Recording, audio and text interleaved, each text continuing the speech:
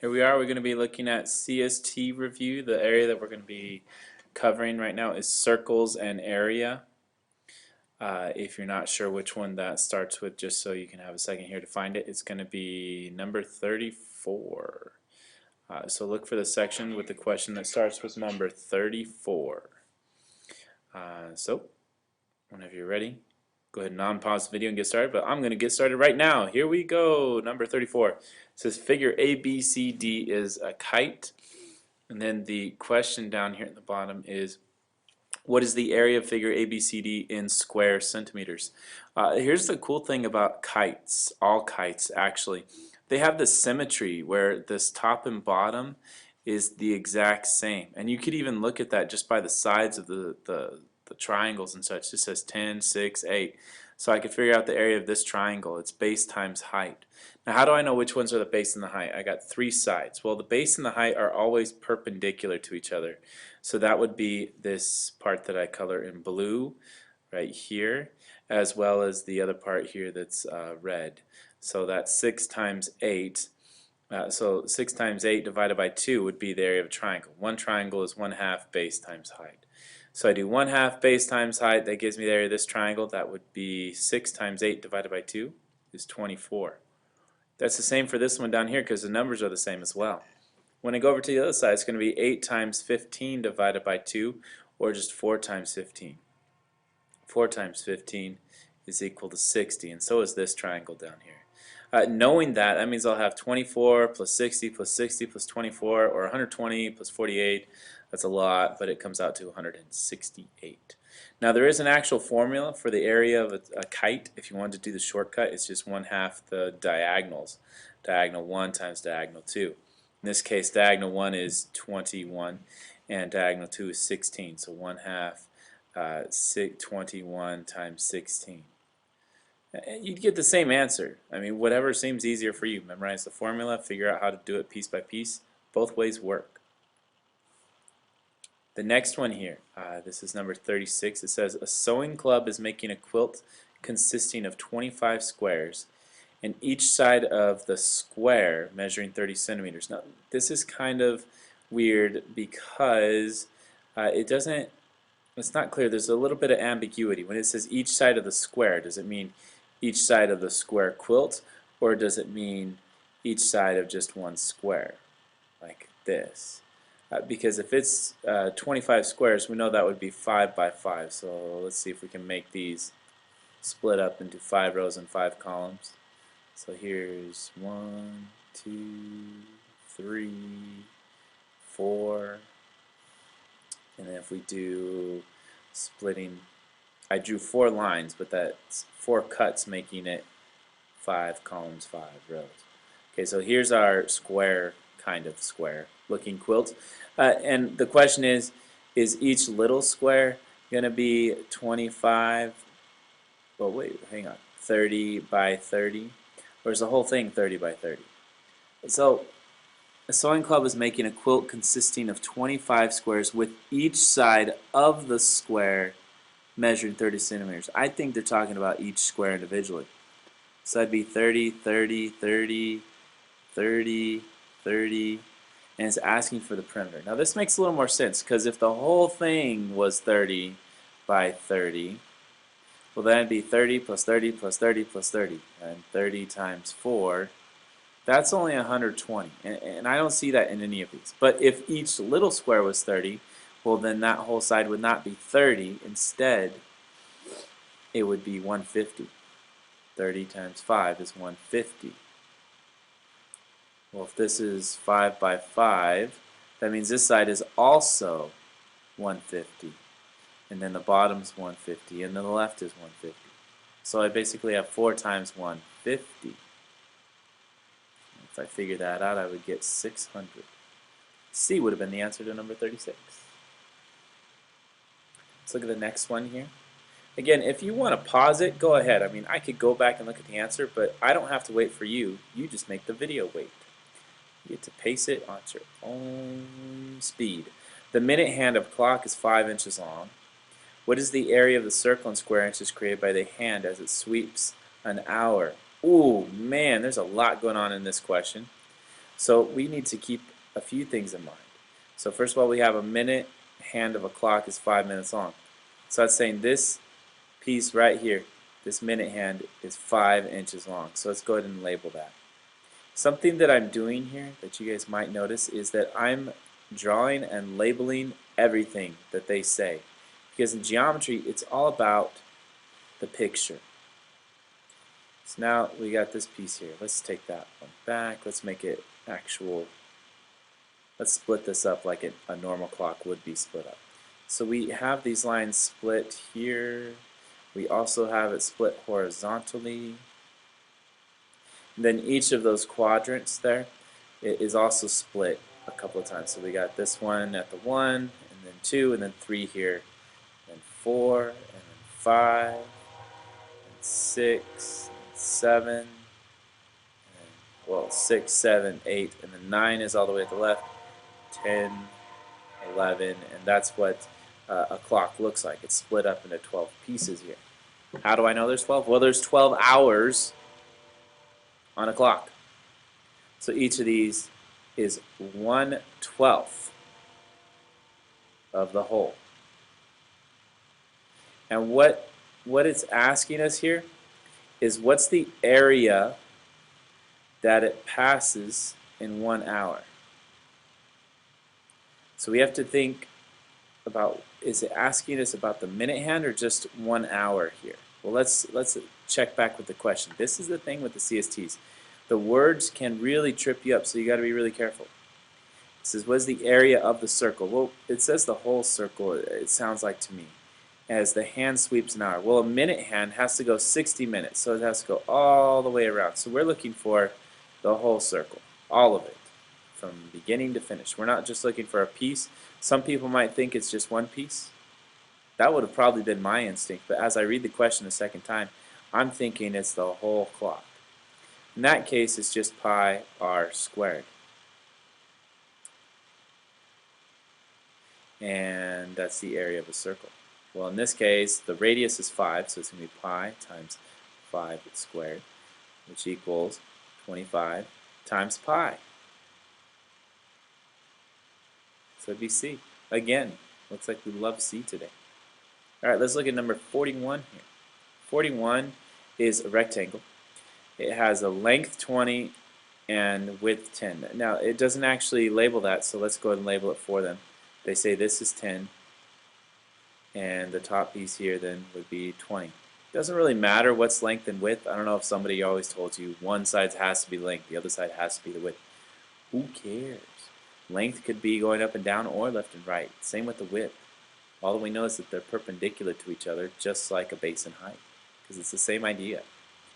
So what it's asking is if the 4 triangles are removed. So we're going to take out these 4 triangles. And we're going to leave this white space in the middle, and we're going to try and see how much is that space that's left over. Well, when you have pieces like this that you're actually removing, it's a lot of times easier to think of the problem in stages. It kind of like find the rectangle, then subtract these corners. And once we have these corners subtracted, then we're going to have the leftover kind of octagon looking shape here. Well, how much would the full rectangle be? That's 10 by 20, and the area of that is 10 times 20, so that's 200. Each of these triangles would be 4 times 4 divided by 2. That's the area of a triangle, base times height divided by 2. Well, that's going to be 16 divided by 2, so that's 8. Means this one's 8, this is 8, and this is 8. I got 4 of them, so total that would be 32. So I take 200, I'm going to subtract 32 from that. This becomes, let's see, 16 minus 3 is 13, and then 10 minus 2 is 8, so 138. 138. What am I thinking here? This is a 9. 19 minus 3, that's 168. I don't know what I was thinking there, guys. Forget my math. Or forget my subtraction, I should say. But C is the answer, 168. The next one is RSTW is a rhombus. What is the area of WXT? triangle WXT. So we're looking at this one here. It's kind of interesting because it does not really matter that much that it's a rhombus. The only thing that a rhombus tells us is that these two lines here are perpendicular. So what I'm looking for then is if this side here is 12, so I'm going to look at just this triangle. We got this hypotenuse, which is opposite the right angle, is 12. And this is 60 degrees. Well, when I think of a 60-degree triangle, I actually think of an equilateral triangle. And on an equilateral triangle, all sides are the same. So let's draw that a little bit cleaner. I have a special equilateral triangle, something that I can make it look a lot more equilateral. So here, there we go. This side is 12. That means all sides are actually 12, if this is 60 degrees. And if I split this in half, it gives me this special kind of right triangle that we're looking at here. And then the bottom would be 2 halves, so we got 6 and 6. Now to figure out this third side, this is a special right triangle. And I'll tell you right now that that third side, this height equals 6 times the square root of 3. But if I didn't remember that, I would know that this is a right triangle, and I could use Pythagorean theorem to solve for a third side. Because I know Pythagorean theorem has all 3 sides added together. And if I know 2 of them, I can find the third one. So I know the C side here, this diagonal, is going to be 12 squared. And then I know the base here, one of those is going to be 6 squared. So we got 6 squared plus b squared. In this case, it's like an h. We'll call it h squared, equals 12 squared. So we got 36 plus h squared equals 144. Now that I'm there, I subtract 36 from both sides, and I get h squared equals 144 minus 36 is going to give me 108, I believe. Yeah, 108. Then the key is trying to figure out what that simplifies to, because h squared equals 108. So h equals square root of 108. Then I got to figure out what the biggest root is that goes into, or biggest square that goes into that. I'll give you guys a hint. It's always going to be this one. Always. With this type of triangle. Well, then that means 36 times, how much would that go in here? That's actually 36 times 3. And then I take this number out, and that's going to be 6 times the square root of 3. So h equals 6 root 3. That was the long way of finding it. I could just memorize the special right triangle, knowing the relationships between the 3 sides. If I know the height's 6 root 3. Okay, all this work for what? What are we trying to do? We're trying to find the area of this triangle. Well, if I'm trying to find the area of that triangle, I know that the area of any triangle, let's change color here, area of any triangle is 1/2 base times height. I know my base here, I just found out this is 6. And I know my height is 6 times the square root of 3. So it's going to be 1/2 of 6 times 6 square root 3. Well, half of 6 is 3, so we got 3 times 6 times square root 3. And we can multiply this 3 and 6 together. So that's 18 square root 3. A lot of students want to multiply these numbers together. Don't do that. You can't. You can't multiply them because it's like multiplying an apple times an orange. They're not exactly the same in the format that they're written. This one's not written as a square root. This one is. You would need to have a common format for those to really work together. Okay, so we got 18 root 3. That was pretty easy. Let's do the next one. We got to scroll up here to see this one. What is the area in square units of the trapezoid shown below? There's a lot of ways you could do this. For example, you could memorize the formula for the area of a trapezoid. Area is the average base, or base 1 plus the base 2 divided by 2, and then we're going to multiply that by 8. H, we could actually just put that divide by 2 anywhere, really. It doesn't matter. I could even do 1/2 times all this. So that's one way, and then knowing these coordinates would help me find these distances. So from 0 all the way to 8, that's going to be 8. And from 0 all the way to 12, that's going to be 12. And from 0 up to 5, my height equals 5. Let's say I didn't want to use a formula, I just want to do some problem solving. That's what I'm mostly trying to teach you guys here. It's how to look at these problems and just use simple ideas. I see a rectangle and a triangle. This triangle is going to be area equals half base times height. And if I know that this goes to 8 and then it eventually goes out to 12, then that tells me this piece right here would be 4. And the height's still 5. Whoops. Let's take that one back a little bit. The height is still 5. And I know this rectangle in here, the area is going to equal 5 times 8 because it's base times height there. So that's 40. And in here, this area was 1/2 base times height, which is half of 4 times 5. So that's half of 20, or just 10. So I have 40 for this rectangle, 10 for the triangle. I put them together, I get 50. That was almost faster than trying to remember a formula or explain the formula. Sometimes it's easier just to break it up. Like in this one.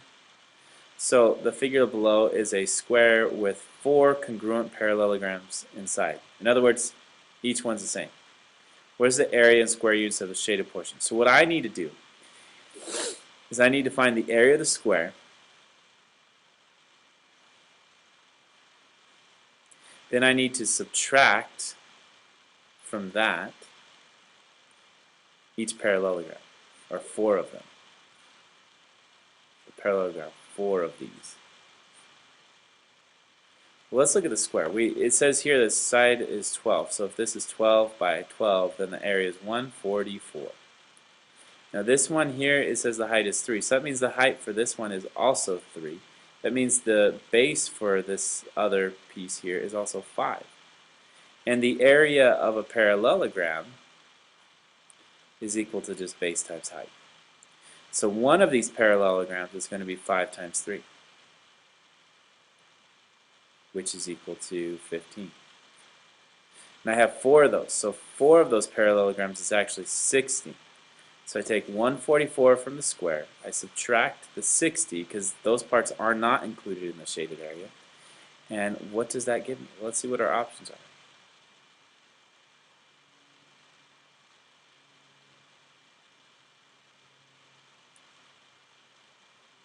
We have 144 minus 60.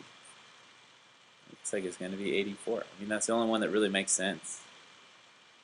The rest are too far away. Next. About halfway here, you guys are doing really good. What is the area in square meters of the trapezoid shown below? Okay, so we got some stuff going on here. We see that we have these pieces, and it would be so convenient if we also had a height to some of this. Because I see that this is 6. So that means it almost looks like these are split pretty evenly, where this piece would be 6 here, and this piece would be 6 here. Because if it's 6 in the middle, no, that wouldn't be true. Let's take that back here for a second. This would actually be 3 and 3, and then this 12 going all the way across is just 6 if I go just to the middle parts. So I need to figure out this height. Well, conveniently enough,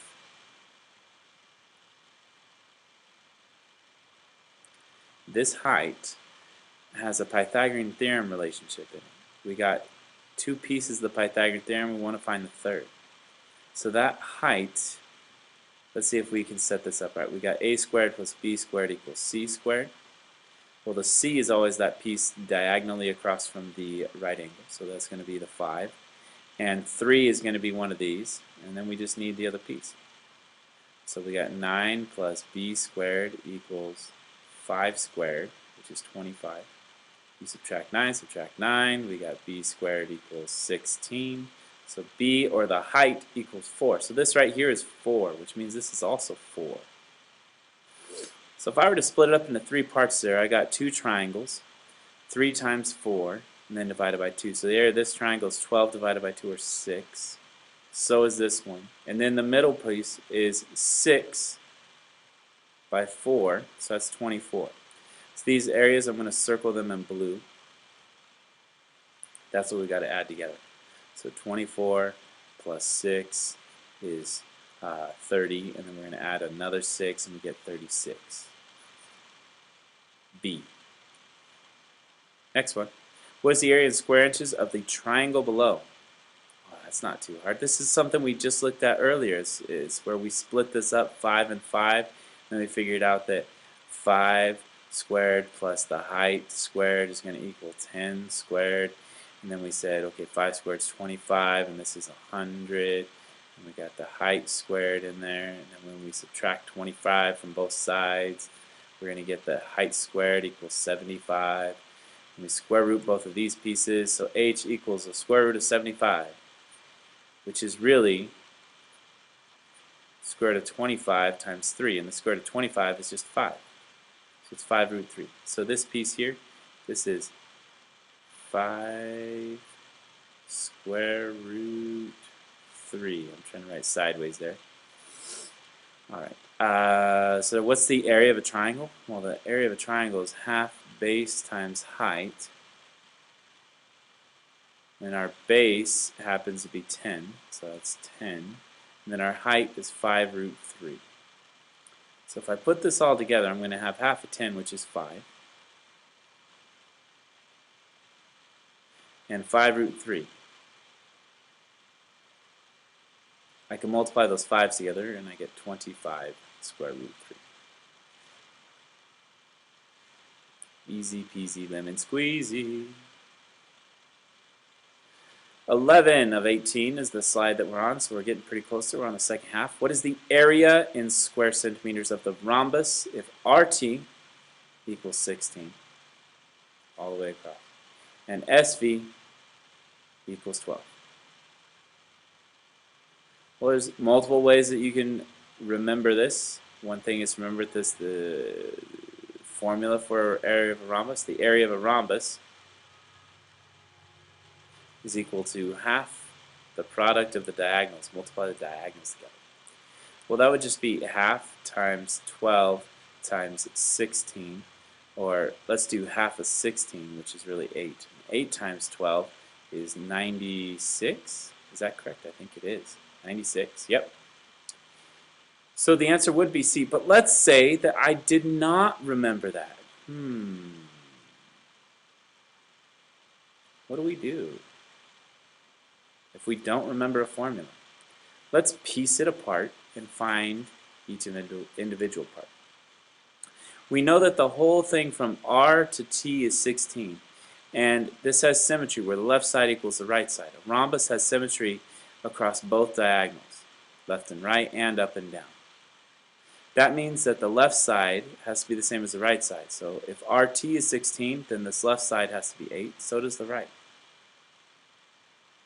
And that means that the bottom and the top also have to be the same, 6 and 6.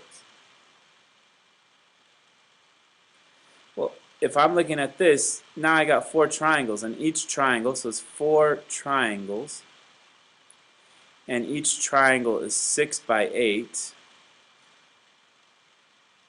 So that means the area of each triangle is half 6 times 8. Half of 6 is 3. So then 3 times 8 is 24. That's one triangle. So 4 triangles must equal 4 times that,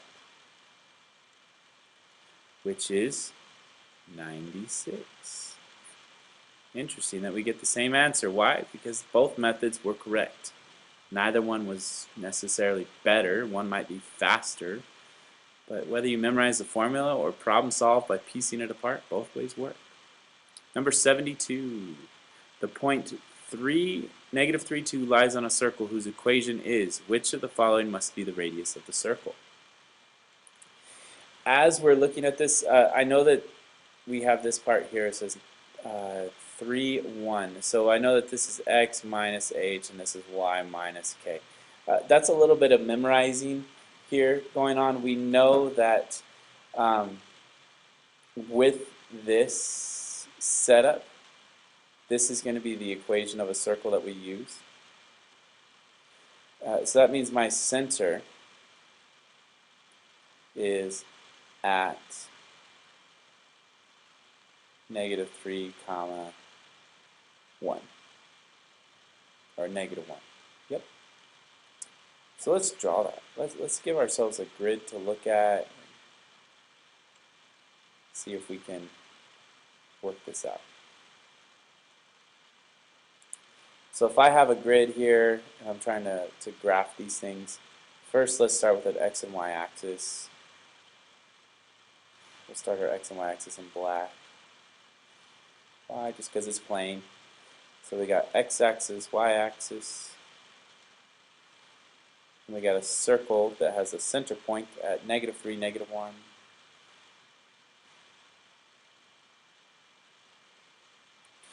And we also know that there's a point -3, 2 is on the line. That's kind of interesting because the radius is just distance from the center to the edge, and it looks like this is just a vertical line here. This is just 3. So the answer would be A, 3, if I looked at it visually. So if you're a visual person, this would have worked for you. If you're not so much a visual person, you're more of the algebraic, like how do I plug it in and solve the equation for this? Well, they gave us an x and y value, and they gave us an equation. You can always plug in the known pieces and figure out the one that you're missing, which in this case is r. r equals, I don't know. Well, let's substitute. Let's start with x plus 3 and y plus 1 squared. And let's see what happens when we plug in x and y with the values that we know. So this should be a -3 for the x and a 2 for the y. Well, -3 plus 3 squared plus 2 plus 1 squared equals r squared. These are probably noticing it pretty quick here. -3 plus 3 is going to make us 0, so I'm going to cross that out. That's just 0. 2 plus 1 is 3. So I have 3 squared equals r squared. If I square root both sides, I don't even have to think about what 3 squared is, because I'm not doing it by square rooting. So just 3 equals r. That was pretty easy there. A square is circumscribed about a circle. What is the ratio of the area of the circle to the area of the square? So it's really just asking us, we have an area of a circle and the area of a square, and what's the ratio between those two things? Well, let's see what we can do. So we start with a circle. Then we have a square that's circumscribed about it, so that means that it's going to look kind of like this. And then we can actually move that around. Oh, that's not going to work for me, is it? Let's try this.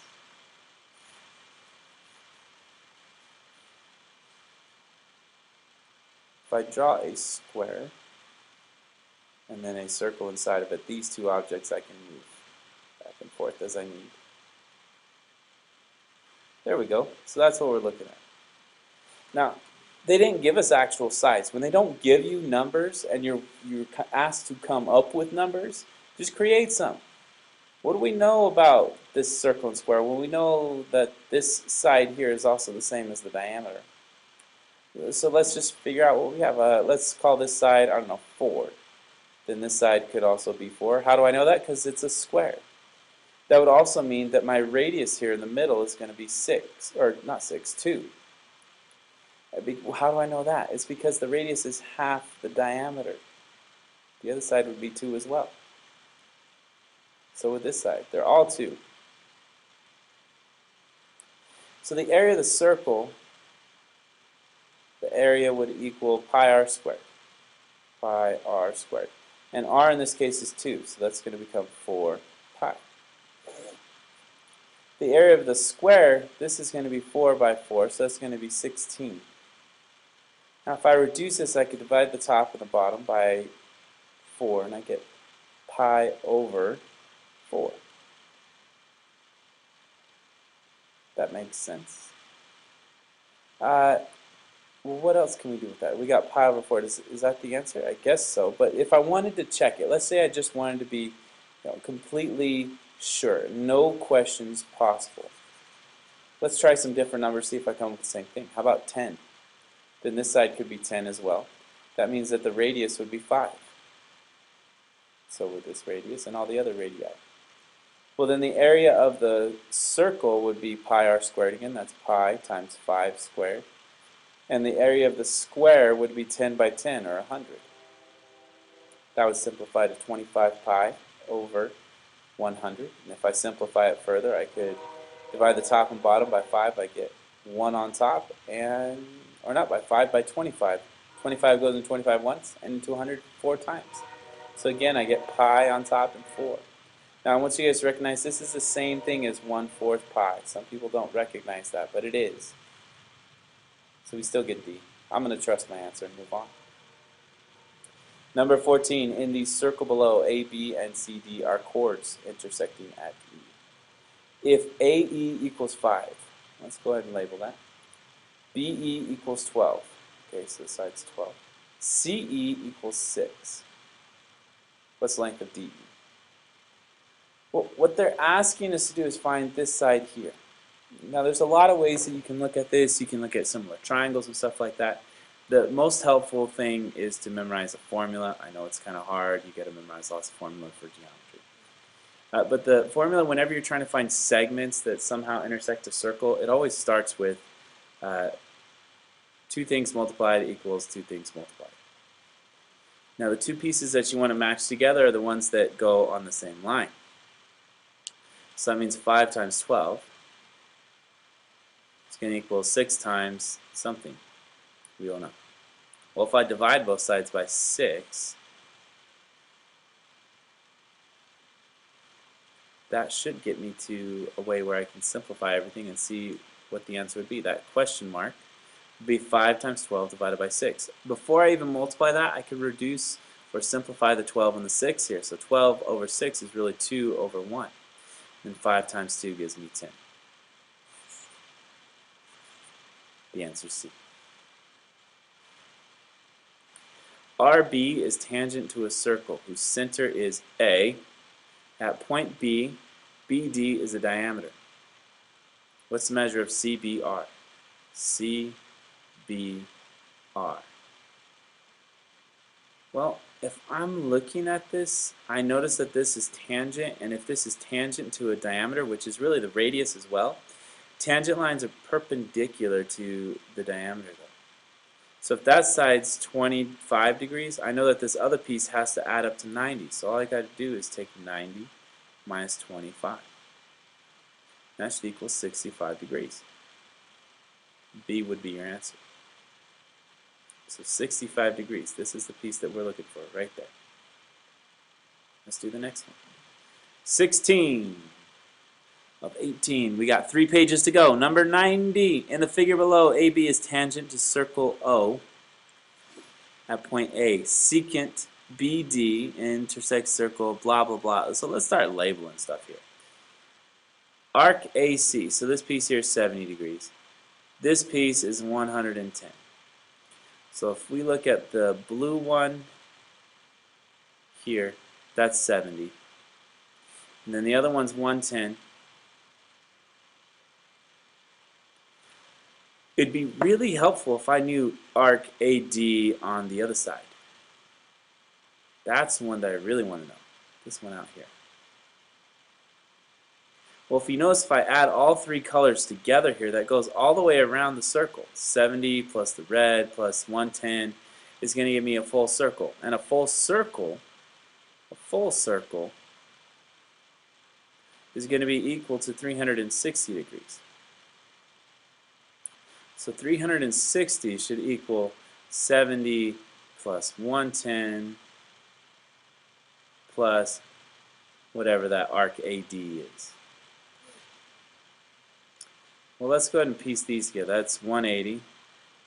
So if I subtract 180 from both sides of this equation, this relationship, then 180 equals the measure of arc AD.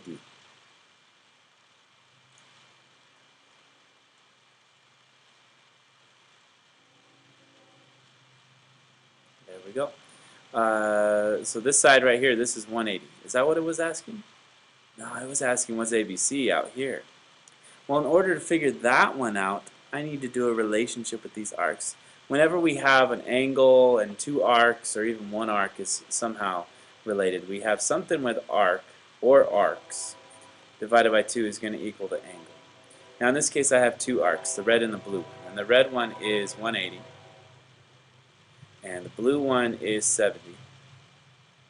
I'm going to divide that by 2 and get the angle that we're looking for. This is not a C, it's an angle.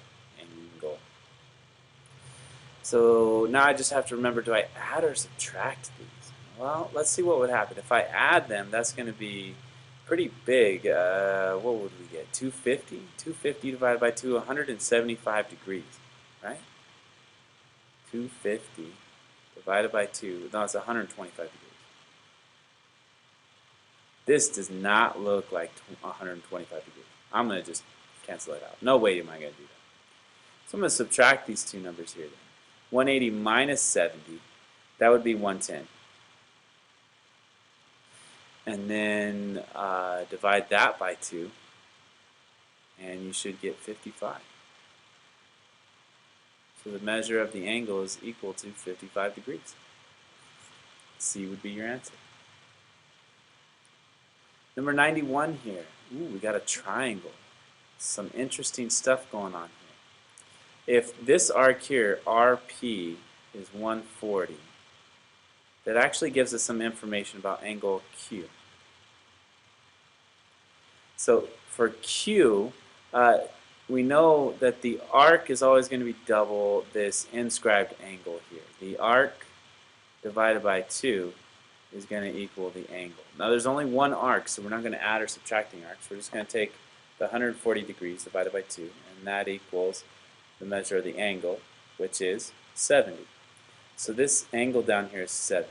Why would I even want to do that? Because I'm looking at PQ, this one that I'm about to draw blue in here. Okay, so we got a blue arc, and that arc with this blue angle, that's the one that we really want to know. Well, I couldn't find that blue angle until I found this other 70. Why does that 70 help me? Because now I've made a triangle, and in a triangle we know that there's 180 degrees total.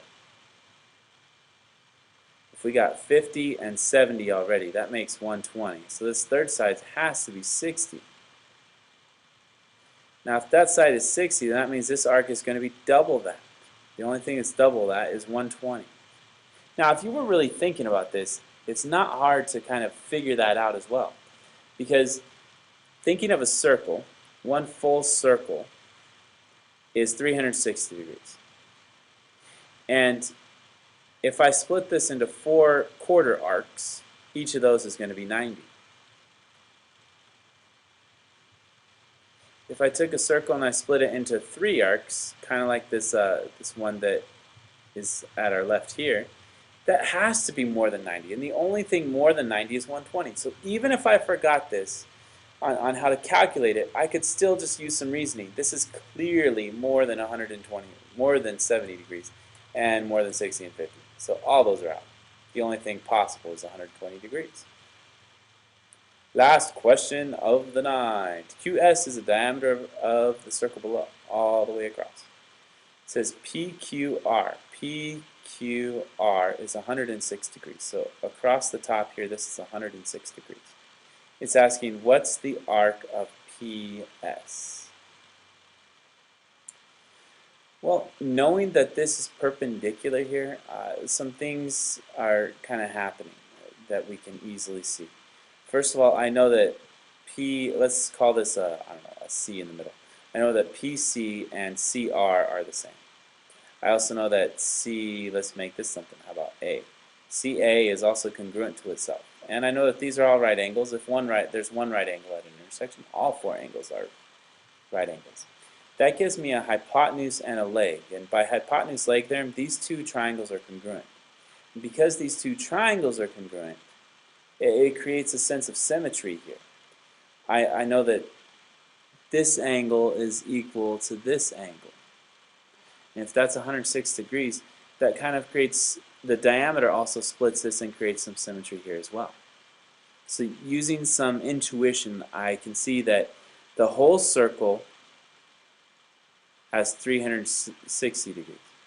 But this piece down here that has that 106 chopped off would be 360 minus 106. That's going to give me 254. But I only want half of that.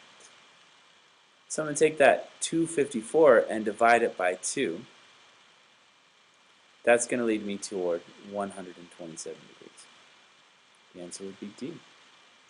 Again, by using logic, you could have easily canceled out A and B because those are way too small. They're not even close to a quarter circle. I know that 106 is a lot closer to a quarter circle than 127, so this kind of makes sense. 106 would have looked like about this, a little bit less. Actually, it looks exactly like that. So ask yourself, does this arc PQR look the same as arc PS? Clearly not. Has to be 127. C would have been out too. That's it for this video. Please join me for the others. Thank you and have a good night.